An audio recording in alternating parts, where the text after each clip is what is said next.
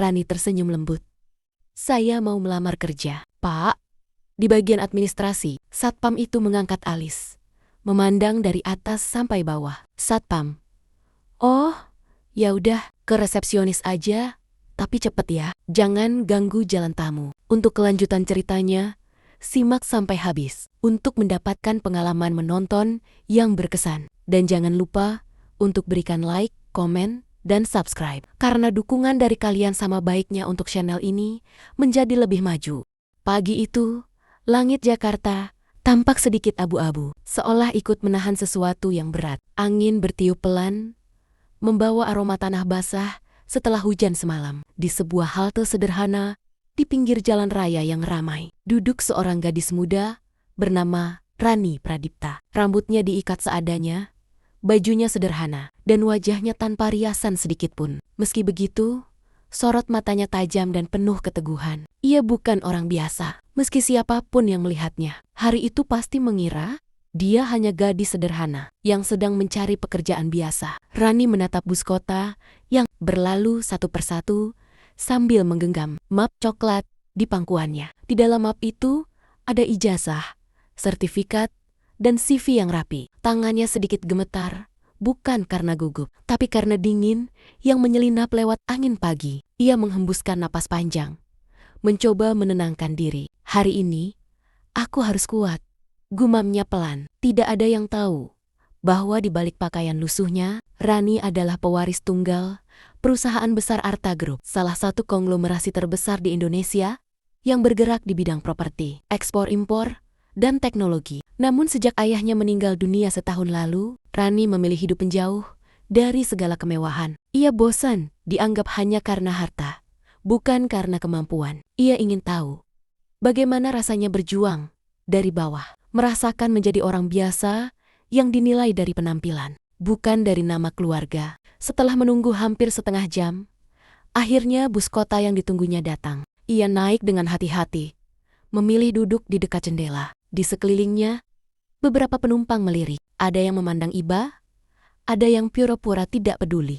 Seorang ibu paruh baya di sebelahnya tersenyum ramah. "Kerja di mana?" tanya ibu itu. "Saya mau melamar kerja." "Bu, semoga diterima," jawab Rani sambil tersenyum sopan. "Semoga rezekinya lancar ya." "Enggak usah minder, yang penting niatnya baik," ucap si ibu sambil menepuk bahunya lembut. Ucapan sederhana itu entah kenapa membuat dada Rani terasa hangat. Dalam hati, ia berkata lirih, andai semua orang bisa sesederhana itu memandang orang lain. Setelah menempuh perjalanan hampir 1 jam, Rani akhirnya tiba di depan gedung tinggi bertuliskan Arta Group Office Tower, nama yang sangat ia kenal. Gedung itu megah, dinding kacanya memantulkan cahaya matahari pagi, sementara petugas keamanan berdiri tegap di depan pintu masuk. Dari luar, semua tampak sibuk dan profesional. Mobil-mobil mewah keluar masuk tanpa henti, dan para karyawan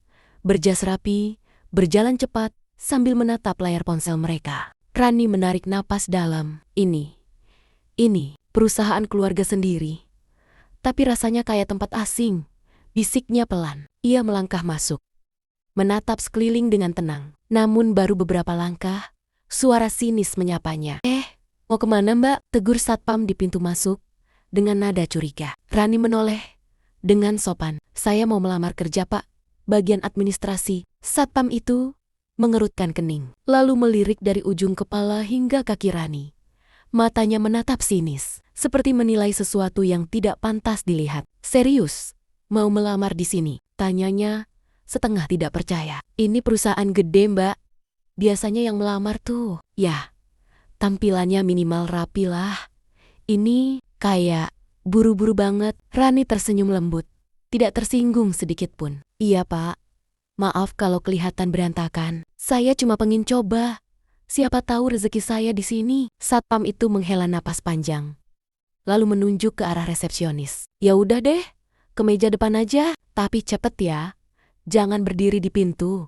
Nanti dikira pengunjung nyasar." "Siap pak, terima kasih," jawab Rani dengan sopan. Ia melangkah menuju meja resepsionis yang dipenuhi bunga segar dan brosur berwarna emas. Di balik meja, duduk seorang wanita muda bernama Citra. yang sedang sibuk menatap layar komputer sambil mengetik. Penampilannya kontras sekali dengan Rani.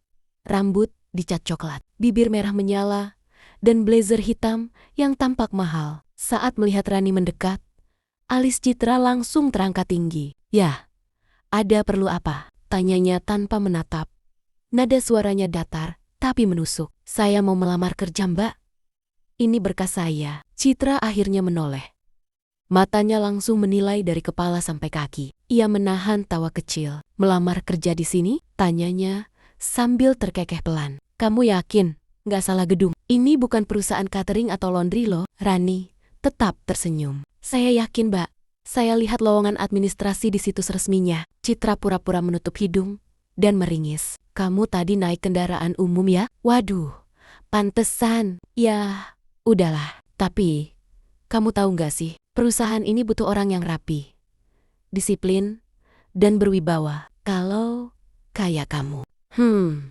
Kayaknya susah deh diterima." Rani menunduk sedikit. Bukan karena malu, tapi untuk menahan diri agar tidak membalas dengan emosi. "Saya paham, Mbak. Tapi saya percaya yang dinilai bukan dari baju, melainkan dari kemampuan kerja dan kejujuran." Citra mengeluarkan tawa kecil. "Lucu juga kamu. Dunia kerja nggak seideal itu, sayang. Tapi ya udah, biar aku bantu. Kasih aja berkasnya. Nanti aku taruh di tumpukan. Kalau sempat ku baca ya." Rani menyerahkan mopnya dengan kedua tangan. "Terima kasih, Mbak. Semoga hari Mbak Citra menyenangkan." Citra menatap dengan ekspresi bingung. Tidak menyangka Rani masih bisa sopan, padahal baru saja direndahkan. Ia menandai berkas Rani dengan pulpen merah, lalu meletakkannya di tumpukan paling bawah, tempat berkas-berkas yang biasanya tak pernah dibaca lagi. Rani menatap sekeliling ruang lobi yang besar dan berkilau. Karyawan lalu lalang dengan sikap percaya diri. Beberapa sempat meliriknya dan berbisik pelan. "Itu pelamar ya? Kok kayak gitu sih bajunya?" "Mungkin gak punya kerjaan lama, makanya nekat." Rani mendengar, tapi tidak menanggapi. Ia memilih duduk di kursi tunggu, menatap sekeliling dengan senyum tipis. Dalam hati, ia berkata lirih, ternyata benar. Orang memang mudah menilai dari luar. Sambil menunggu, ia membuka map cadangan dan memeriksa kembali dokumen-dokumennya. Meski perih mendengar kata-kata itu, ia tidak ingin patah semangat. "Kalau aku menyerah sekarang, sama aja aku kalah karena penampilan," batinnya. Waktu berjalan lambat. Jam di dinding menunjukkan hampir pukul 11. Rani menatap kaca besar di depan lobi, melihat pantulan dirinya sendiri. Rambut yang sedikit berantakan, wajah tanpa make up, baju kusam. Semua itu bukan karena ia tak mampu membeli yang baru, tapi karena ia ingin tahu bagaimana rasanya jadi orang biasa yang harus berjuang tanpa privilege. Ia masih duduk diam sampai seorang pria berjas lewat dan tanpa sengaja menabraknya. Mapnya jatuh ke lantai kertis-kertis, berhamburan. "Duh, maaf Pak," ucap Rani buru-buru menunduk, memunguti kertasnya. Pria itu hanya melirik sebentar dan berkata ketus, "Hati-hati dong, kalau nggak becus kayak gini, gimana mau kerja di sini?" Lalu berjalan pergi tanpa menoleh lagi. Rani memungut satu persatu kertasnya, menahan air mata yang mulai menggenang di sudut mata. Ia tidak ingin menangis di depan umum, tapi hatinya benar-benar terasa sesak. Ia tahu, hari ini mungkin baru awal dari perjalanan yang berat. Namun entah kenapa, di balik semua penghinaan itu, ada semangat kecil yang justru tumbuh. Ia berdiri lagi, menatap gedung itu dengan tatapan yang berbeda. Bukan tatapan orang kalah, tapi seseorang yang akan membuktikan bahwa nilainya tidak ditentukan oleh pakaian, melainkan oleh hati dan kerja keras. "Suatu hari nanti, mereka bakal tahu siapa aku sebenarnya," bisiknya pelan, lalu tersenyum.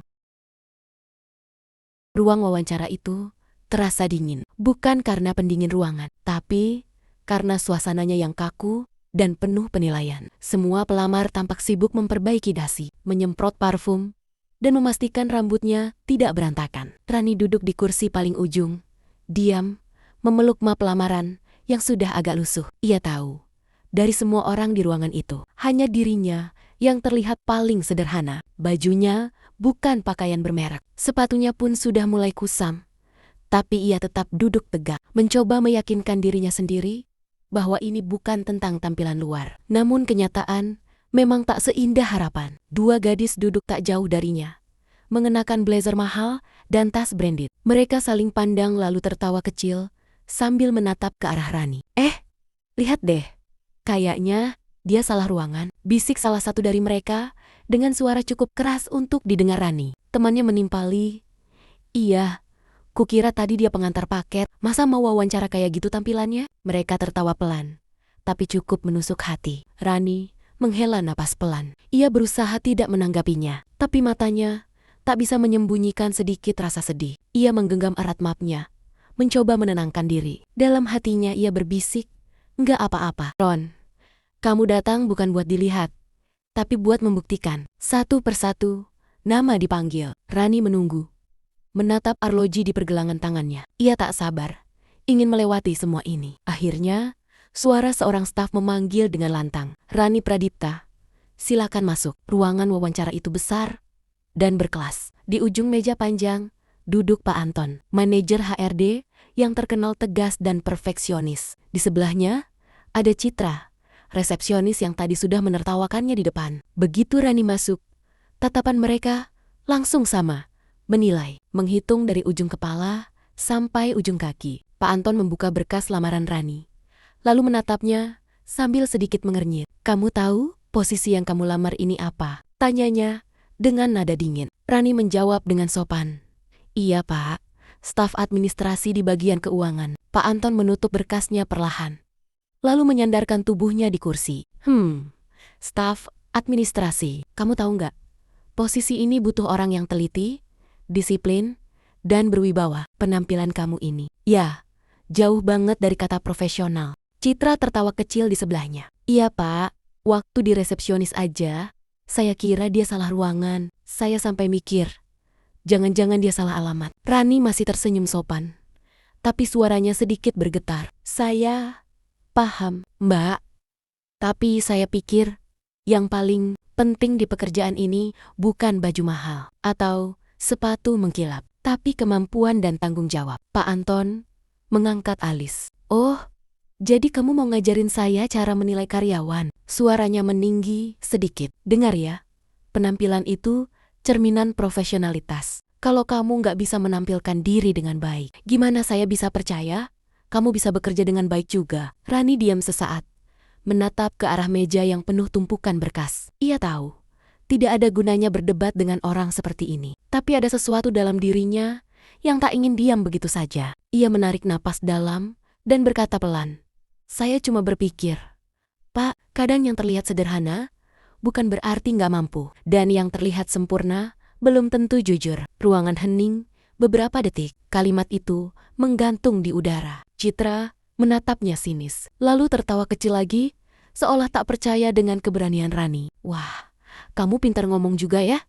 katanya dengan nada meremehkan. Pak Anton menepuk berkas lamaran di depannya. "Udah, cukup. Kamu bisa keluar sekarang. Nanti hasilnya akan kami kabari. Meskipun saya rasa kamu tahu jawabannya." Rani menunduk sopan. "Baik Pak, terima kasih atas waktunya."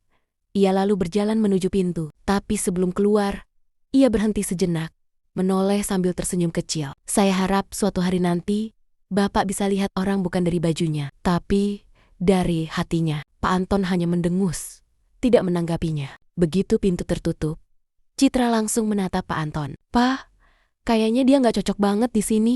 Lihat aja penampilannya. Masa kerja di perusahaan besar kayak gini, bajunya aja nggak disetrika." Pak Anton mengangguk. "Iya, jelas. Orang-orang kayak gitu biasanya juga susah diatur. Biar aja kita cari yang tampilannya profesional, yang bisa bawa nama baik perusahaan." Sementara di luar ruangan, Rani berjalan melewati koridor panjang sambil menahan air mata. Ia tidak menangis karena ditolak, tapi karena melihat betapa mudahnya orang menilai seseorang hanya dari luar. Setiap langkahnya terasa berat, tapi di tengah kesedihan itu, ada secercah tekad yang mulai tumbuh. Ia berjanji, suatu hari nanti, ia akan kembali. Bukan sebagai pelamar, tapi sebagai seseorang yang membuat mereka menunduk malu. Di luar gedung, ia duduk di taman kecil dekat parkiran. Angin sore berhembus pelan, menggoyangkan rambutnya yang sedikit berantakan. Ia mengeluarkan ponsel dan menatap sebuah pesan dari Om Dimas, sahabat mendiang ayahnya yang kini menjabat sebagai direktur utama Arta Group. Pesannya singkat, "Rani, sudah selesai? Jangan lupa besok rapat tahunan di kantor pusat, jam 9. Semua direksi wajib hadir." Rani tersenyum tipis. Dunia memang lucu, pikirnya. Hari ini ia dihina di perusahaan cabang. Besok ia akan duduk di kursi direksi tertinggi sebagai pewaris resmi perusahaan itu. Tapi bukan untuk membalas dendam, melainkan untuk menunjukkan siapa dirinya sebenarnya. Keesokan harinya, di kantor cabang tempat Rani melamar kemarin, suasana ramai. Semua karyawan bersiap menonton rapat besar perusahaan yang disiarkan langsung dari kantor pusat. Pak Anton dan Citra ikut berkumpul di ruang lounge, menonton dari layar besar. Mereka melihat para direksi satu persatu memasuki ruang rapat megah. Citra berkomentar, "Wah, itu Bu Maya dari bagian hukum. Cantik banget ya. Elegan banget tampilannya." Pak Anton menimpali, "Iya, semua direksi Arta Group emang kelas atas. Lihat aja mobil mereka. Semua mewah. Mereka itu contoh nyata orang sukses." Tapi kalimat itu langsung terhenti begitu layar menampilkan sosok Rani yang sedang duduk di barisan depan, mengenakan setelan rapi berwarna krem dengan logo Arta Group di dadanya. Ia terlihat anggun, tenang, dan percaya diri. Di bawah layar muncul tulisan, "Rani Pradipta, pewaris dan direktur muda Arta Group." Ruangan lounge langsung hening. Citra membelalakkan mata. Sementara Pak Anton hanya bisa terdiam dengan mulut setengah terbuka. Semua yang menonton menatap layar tanpa berkata apa-apa. Rani di layar tersenyum lembut, lalu berbicara di hadapan para direksi. "Bagi saya, Arta Group bukan hanya tentang bisnis, tapi tentang menghargai orang, sekecil apapun mereka terlihat. Karena dulu, ayah saya selalu bilang, jangan pernah menilai orang dari bajunya, tapi dari niat dan kerja kerasnya." Kalimat itu menusuk tepat di hati Pak Anton dan Citra. Mereka saling pandang, tak mampu berkata apa-apa. Seketika wajah mereka memerah, bukan karena marah, tapi karena malu. Rani melanjutkan pidatonya dengan tenang, tapi dalam hatinya, ia teringat jelas bagaimana kemarin ia diperlakukan. Ia tidak menyesal, karena dari pengalaman itu, ia tahu siapa saja yang tulus dan siapa yang hanya pandai menilai dari luar. Dan disitulah, diam-diam, air mata haru menetes di pipinya. Bukan karena sakit hati, tapi karena akhirnya ia bisa membuktikan tidak perlu balas dendam. Cukup tunjukkan bahwa kebaikan dan kesabaran bisa membuat segalanya berbalik indah pada waktunya. Beberapa hari setelah rapat besar itu, kantor cabang Arta Group masih ramai membicarakan satu hal yang sama. Kedatangan pewaris baru yang ternyata adalah gadis sederhana yang pernah mereka hina sendiri. Nama Rani Pradipta kini menjadi buah bibir. Semua orang yang dulu menertawakannya kini hanya bisa diam dan menunduk setiap kali wajahnya muncul di layar televisi kantor atau di majalah bisnis yang menulis berita besar bertajuk "Rani Pradipta, pewaris muda Arta Group yang menginspirasi." Namun, di balik senyumnya yang kini selalu disorot kamera, Rani masih sama, lembut, tenang, dan sederhana. Hari itu, ia datang kembali ke kantor cabang, tempat ia dulu ditolak. Semua karyawan bersiap sayap menyambut, terutama Pak Anton dan Citra, yang sejak pagi sudah gelisah. Mereka bahkan hampir tidak bisa sarapan karena tegang, memikirkan bagaimana nanti harus berhadapan dengan Rani. Begitu mobil hitam mewah berhenti di depan lobi, semua mata tertuju pada sosok yang turun dengan anggun dari dalam mobil. Rani melangkah dengan langkah mantap, mengenakan setelan formal berwarna lembut dan sepatu hak sedang. Tak ada kesan sombong, justru senyumnya tetap ramah, seperti bukan seseorang yang baru saja membuat geger seluruh perusahaan. Satpam yang dulu menghardiknya kini berdiri tegap, menunduk dalam, hampir tidak berani menatap. Rani hanya menepuk bahunya pelan sambil berkata lembut, "Terima kasih sudah bekerja keras menjaga kantor ini ya, Pak." Satpam itu menunduk lebih dalam, suaranya bergetar. "Maafkan saya, Bu, saya nggak tahu waktu itu." Tapi Rani hanya tersenyum, tidak membalas dengan kemarahan sedikit pun. Begitu masuk ke lobi, Citra yang kini tidak berani berdiri di belakang meja resepsionis langsung menghampiri sambil menunduk. "Bu, Rani, saya minta maaf atas sikap saya waktu itu. Saya benar-benar tidak tahu kalau Ibu..."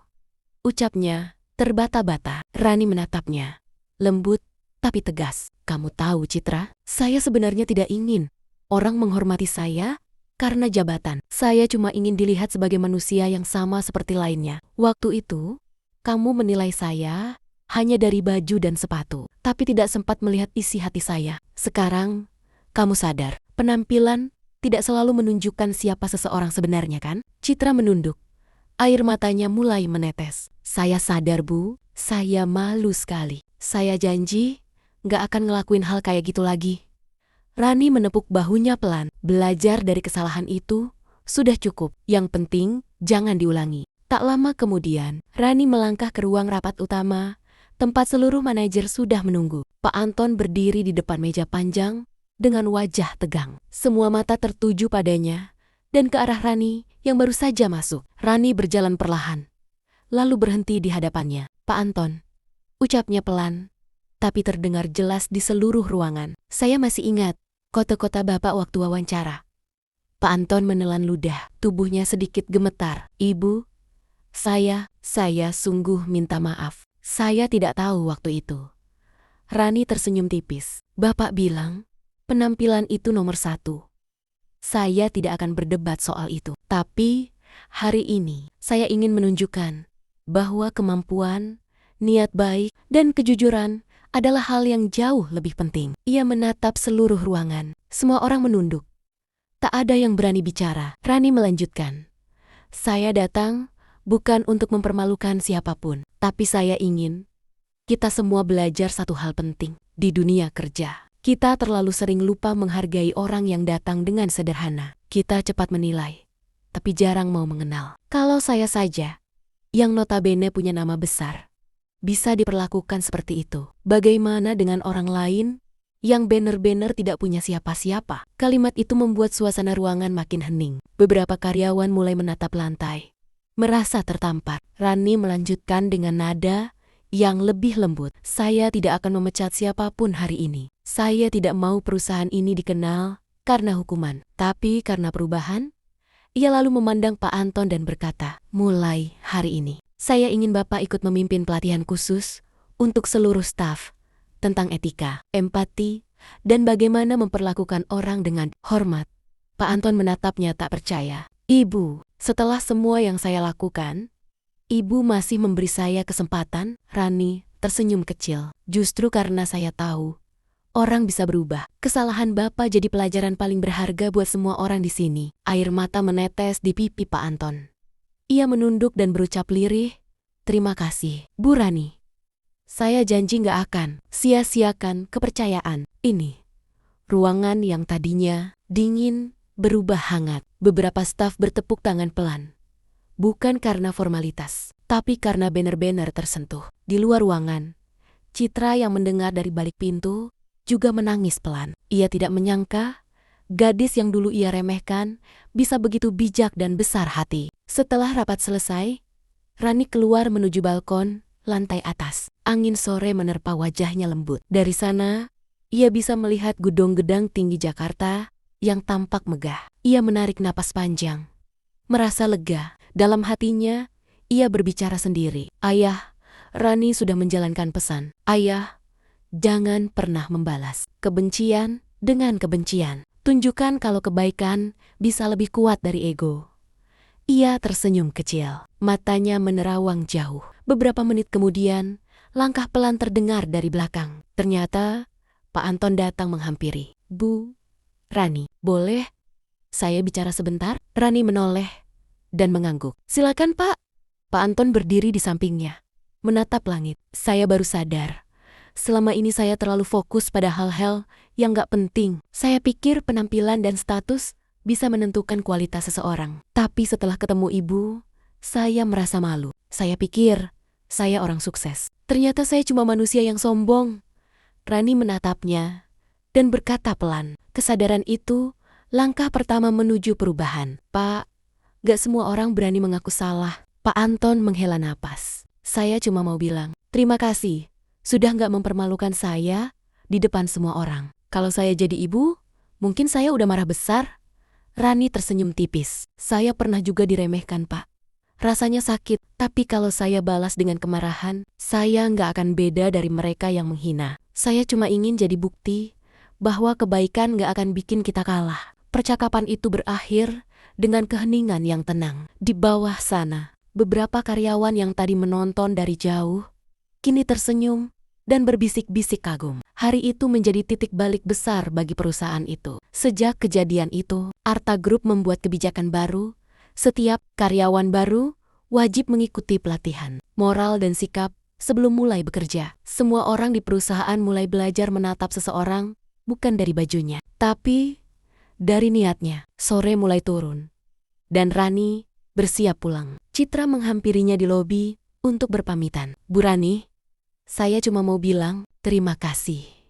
Kalau bukan karena ibu, mungkin saya nggak akan sadar betapa buruknya sikap saya dulu. Saya benar-benar menyesal. Rani tersenyum lembut. Yang penting, kamu belajar. Citra, hidup ini nggak tentang siapa yang paling kaya atau paling cantik, tapi siapa yang bisa tetap rendah hati meski punya segalanya. Saat keluar dari gedung, Rani menatap ke langit yang mulai berwarna jingga. Ia tersenyum lega, merasa sudah menutup satu bab pahit dalam hidupnya dengan cara yang indah. Dunia mungkin pernah menilainya hanya dari luar, tapi kini ia tahu satu hal pasti. Orang yang dihina karena penampilannya bukan berarti tidak berharga. Justru disitulah kekuatan sejati seseorang diuji. Bukan lewat seberapa mahal bajunya, tapi seberapa tulus hatinya saat disakiti. Dan ketika mobilnya mulai melaju meninggalkan gedung itu, semua orang di dalam hanya bisa menatap kepergiannya dengan rasa hormat yang tulus. Bukan lagi karena ia pewaris perusahaan raksasa, tapi karena ia sudah mengajarkan satu hal sederhana yang sulit dilakukan oleh banyak orang, bahwa memaafkan jauh lebih elegan daripada membalas. Hari itu, Rani bukan cuma pewaris Arta Group, tapi pewaris nilai-nilai kebaikan yang akan selalu diingat semua orang di perusahaan itu. Dan di akhir cerita ini, suara narasi bisa menutup dengan lembut. Jangan pernah menilai seseorang dari penampilannya, karena di balik kesederhanaan seringkali tersimpan kekuatan dan kebaikan yang luar biasa. Seperti Rani, yang dulu dihina karena penampilannya, tapi kini dihormati karena hatinya.